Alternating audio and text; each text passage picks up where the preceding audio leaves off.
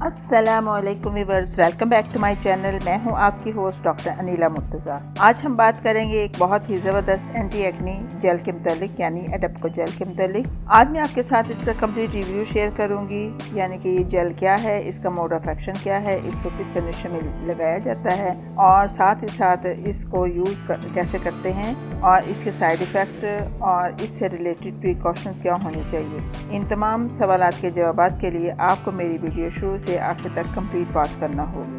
Friends, एडेप्को jail एक anti acne jail है और इसको एटको लेबॉरेटरीज से मैन्युफैक्चर किया है। अगर बात करें इसकी जेनेरिक की, तो ये एडेपालिन 0.01% weight by volume weight by weight होती है, जो कि विटामिन ए की फैमिली से बिलोंग करती है।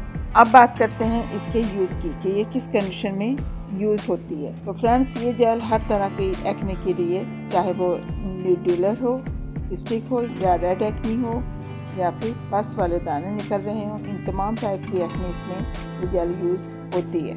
इसका सेकंड यूज़ फोटो एजिंग में किया जाता है, यानी कि वो लोग जो धूप में ज़्यादा देर काम करते हैं तो इनकी जिल्द पर बहुत ज़्यादा फ्रैकल्स या झुर्रियाँ पड़ जाती हैं, या फिर सूरज की तपिश से स्किन बर्न हो जाती है और बहुत ज़्यादा छाइयाँ पड़ जाती हैं।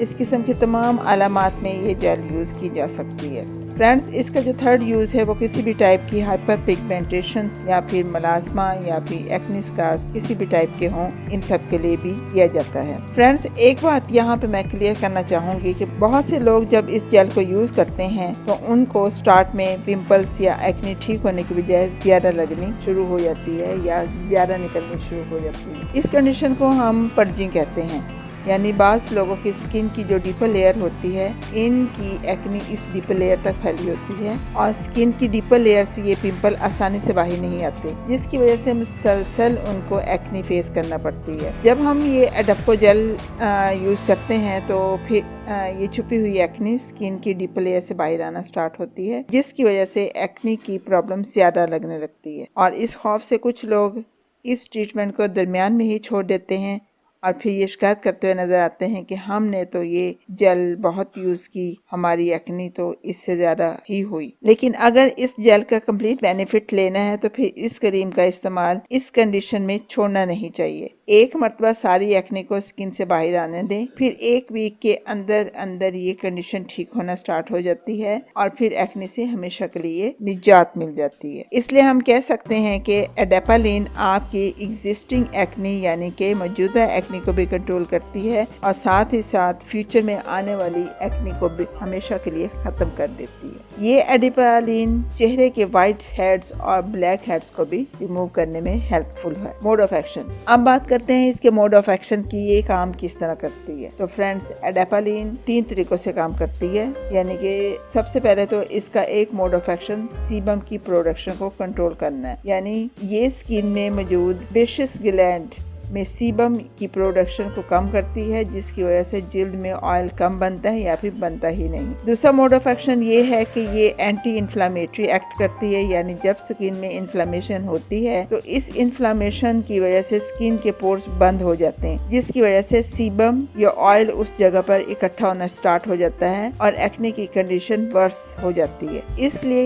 ये क्रीम या जेल जब हम यूज करते हैं तो ये जो पोर्स होते हैं ओपन हो जाते हैं, जिसकी वजह से एक्ने ठीक होना स्टार्ट हो जाती है। फ्रेंड्स, इस पे काम करने का तीसरा तरीका एक्सफोलिएशन है, क्योंकि ये विटामिन ए की फैमिली से बिलोंग करती है, तो ये स्किन की ऊपर की लेयर को पील ऑफ करती है और डेड लेयर को उतारकर न्यू लेयर लाती है। इस तरह एक्ने क्योर हो जाती है। हाउ टू अप्लाई, अब बात करते हैं कि इसको कैसे यूज़ करना चाहिए। फ्रेंड्स, आपने पहले तो अपना फेस अच्छी तरह वॉश कर लेना है, फिर इसको अच्छे से ड्राई भी कर लें। इसके बाद आपने मटर के दाने के बराबर मिकदार लेकर इस जेल को अपने दानों पर लगाना है। एक बात जो मैं ज़रूरी समझती हूँ बताना, आपने पहले हफ्ते में इसको 3 से 4 घंटे के लिए इस्तेमाल करना है, यानी कि आपने डेली बेसिस पे इस क्रीम को यूज़ करना है, लेकिन जो उसके यूज़ करने का ड्यूरेशन है वो 3 to 4 आवर्स तक होना चाहिए मैक्सिमम। इसके बाद जब आपकी आपकी स्किन विटामिन ए की आदी हो जाएगी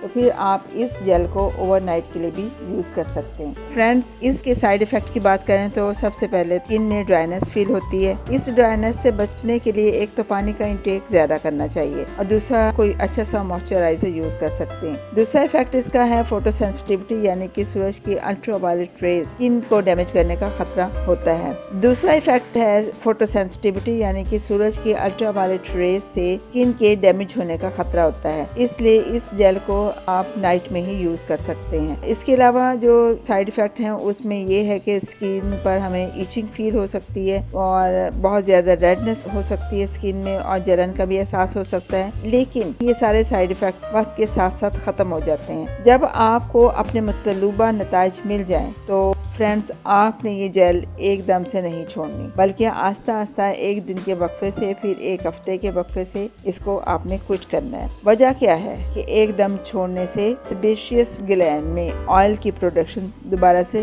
हो सकती है, इसलिए आस्ता आस्ता छोड़ने से ये ग्लैंड इनएक्टिव रहता है और एक्नी नहीं हो पाती। प्रिकॉशंस फ्रेंड्स, अब बात करते हैं इसकी एहतियाती तदाबीर की। तो सबसे पहले आपने दिन के टाइम कोई सा सन ब्लॉक लाजमी यूज करना है, क्योंकि ये सन ब्लॉक आपकी स्किन को सूरज की अल्ट्रावायलेट रेज से बचाता है। सेकेंडली, आपने अपनी स्किन को मॉइस्चराइज भी करते रहना है किसी अच्छे मॉइस्चराइजर के जरिए, ताकि सेबेशियस ग्लैंड को एक्टिव होने का मौका ही न मिले। एक और बात, इस जेल को आप ड्यूरिंग प्रेगनेंसी यूज नहीं कर सकते। इसी तरह दूध पिलाने वाली फीमेल्स भी यूज ना करें तो बेहतर है, क्योंकि ये विटामिन ए की फैमिली से बिलोंग करती है और ये स्किन की डीपर टिश्यूज में पेनिट्रेट यानी स्टार्ट कर जाती है।